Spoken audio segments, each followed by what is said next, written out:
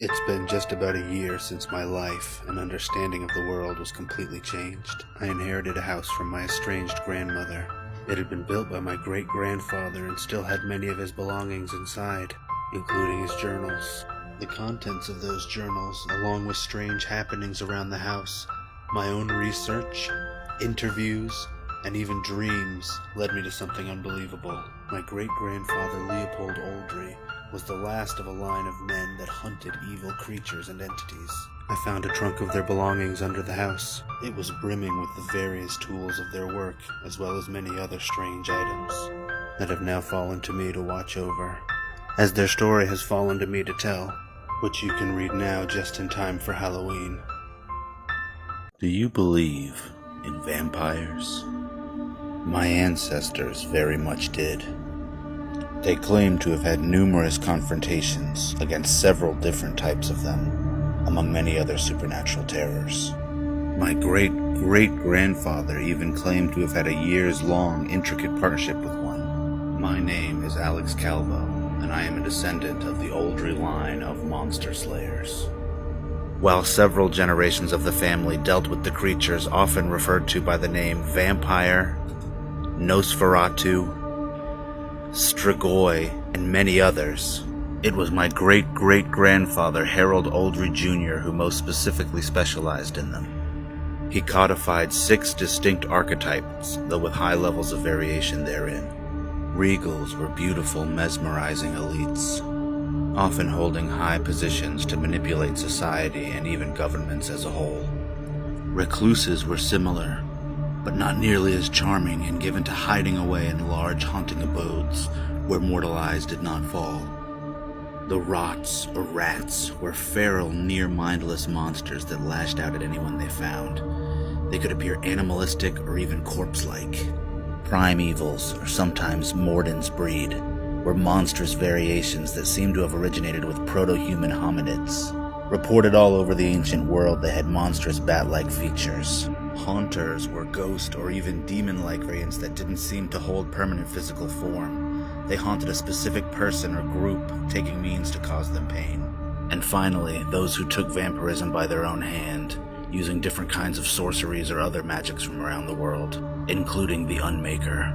According to the writings of my ancestors, the prevailing theory on the origin of the modern vampire was the result of sorcerers such as these trying to create a more perfect version of the primevals.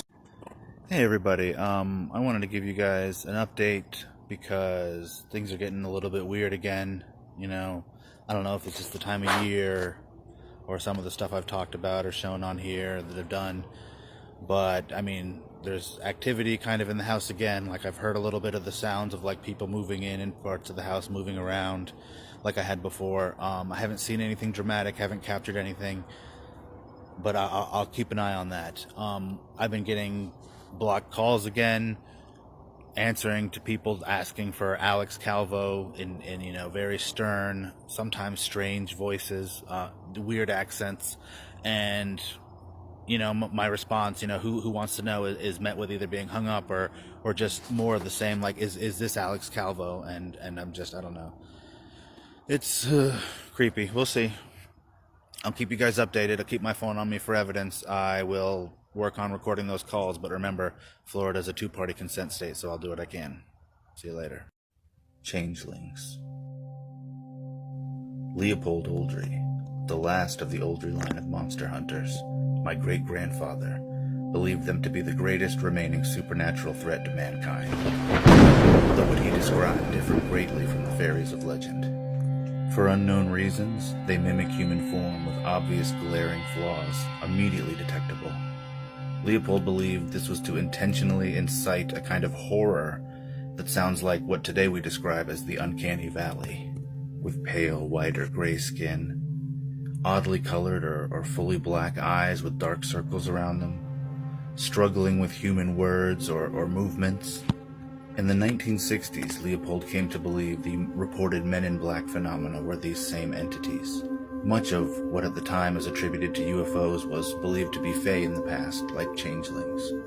Near the end of his life, he believed the same about the black-eyed kids.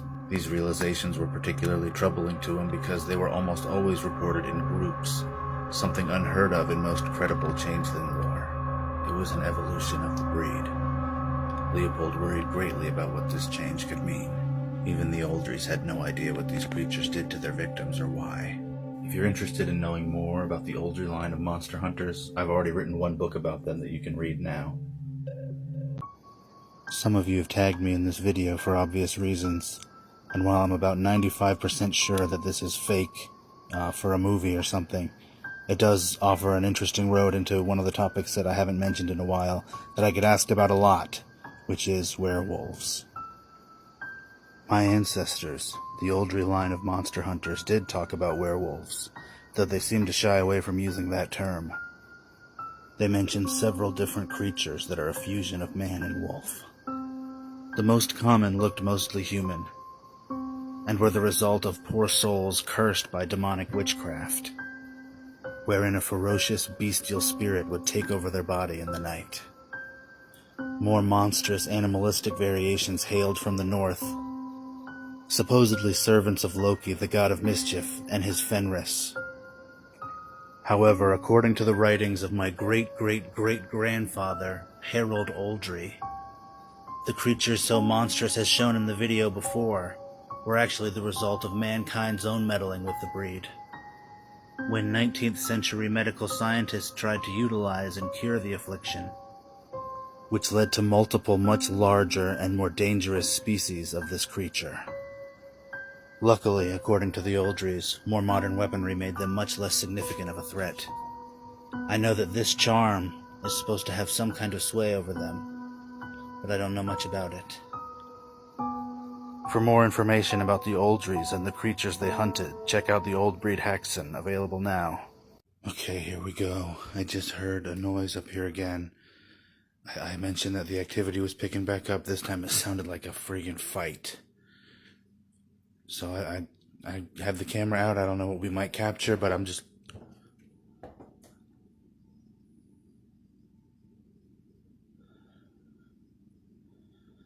Oh no.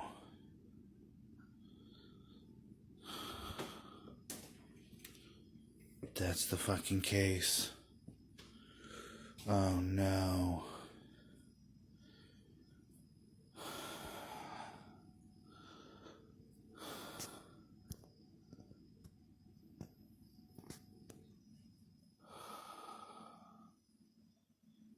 Oh god, it's like open. Oh no. Oh shit. Oh fuck. Oh my god. Oh.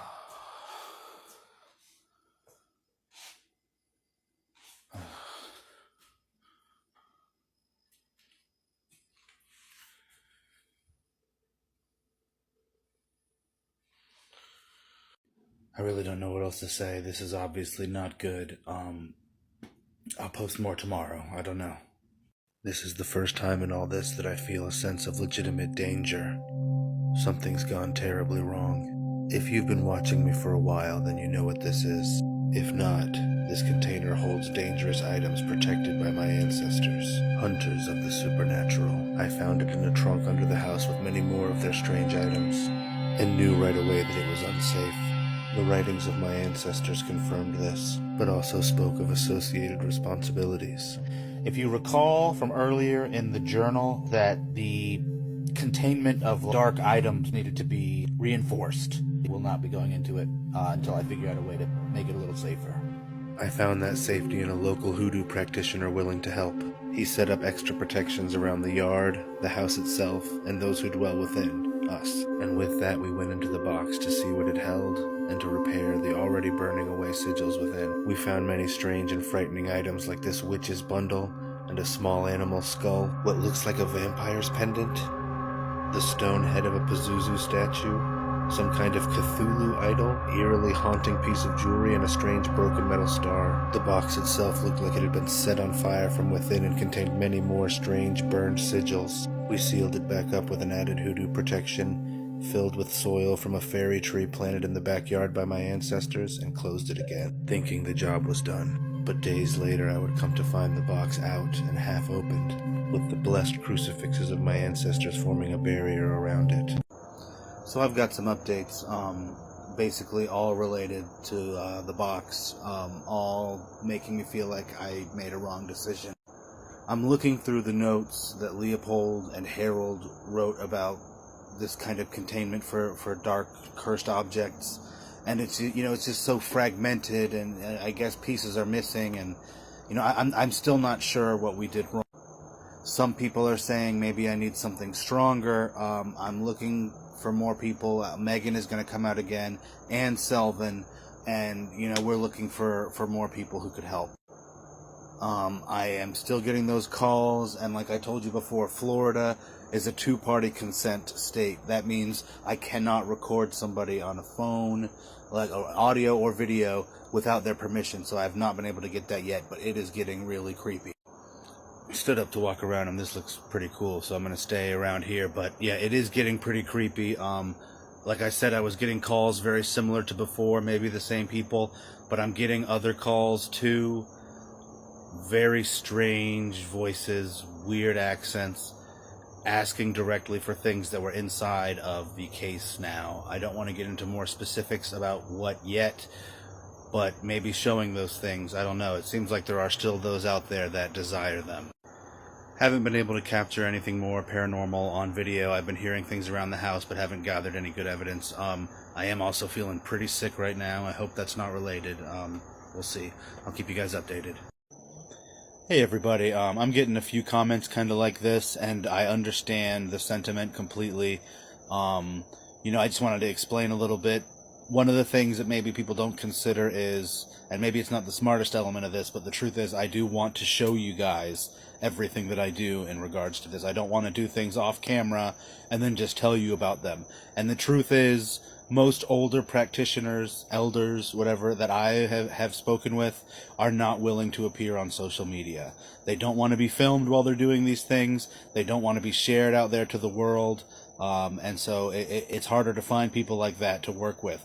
On the flip side of that, I don't want to be going with people who are overeager to be on social media. Maybe they sell this more or less for a living, and they, maybe they're just trying to get clout. I'm not trying to say that about everybody, but I want to stay away from that kind of a situation.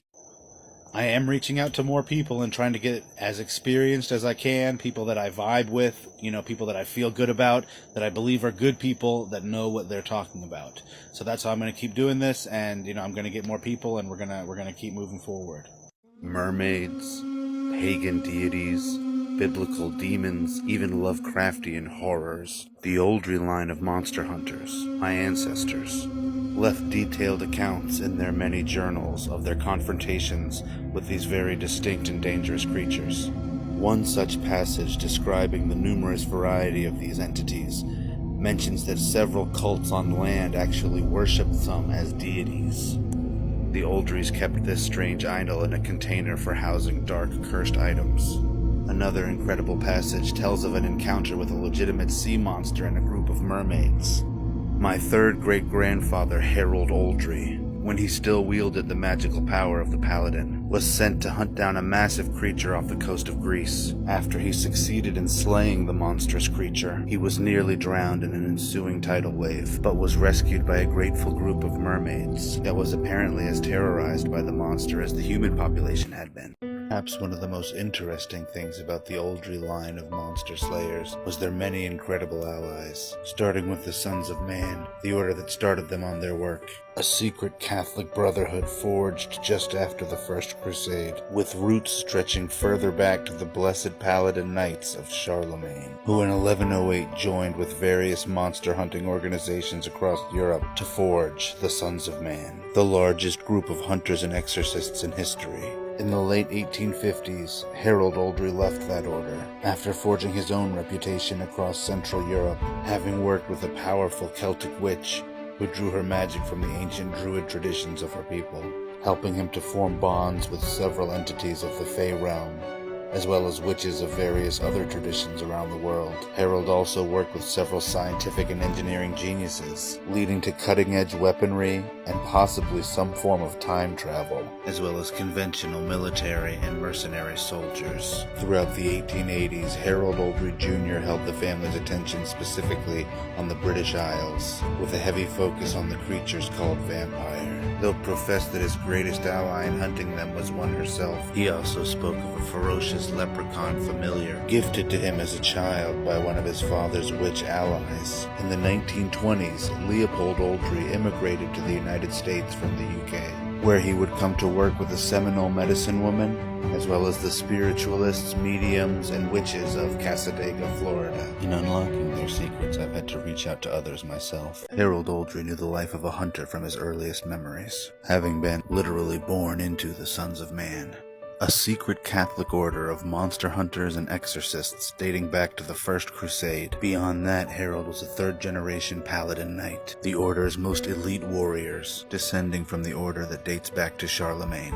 Said to be magically imbued with the power of God, Harold's issues with the Sons of Man leadership would start early in his official work for them. In the late 1840s, he was sent to a church mission in Niger to train potential paladins. Harold was at first very proud with the results, producing some of the best apprentices he ever had, but things would soon take a dark turn. A year after their training, more than half of Harold's African paladins had fallen in the field, having been sent alone against creatures far beyond their novice skill set. Harold confronted the leadership, but his concerns were ignored, leading him to, for the first time, contemplate leaving the order. Soon after, he had an incredible experience with mermaids. After having slain a monstrous sea beast, he was rescued from drowning by the grateful creatures. Then came disaster. On a mission to retrieve stolen children from a demonic cult bent on sacrificing them, Harold was unprepared for the man-made monstrosities that awaited him. He was never able to call on the Paladin's power again, but remained relevant in mankind's war against evil. Years later,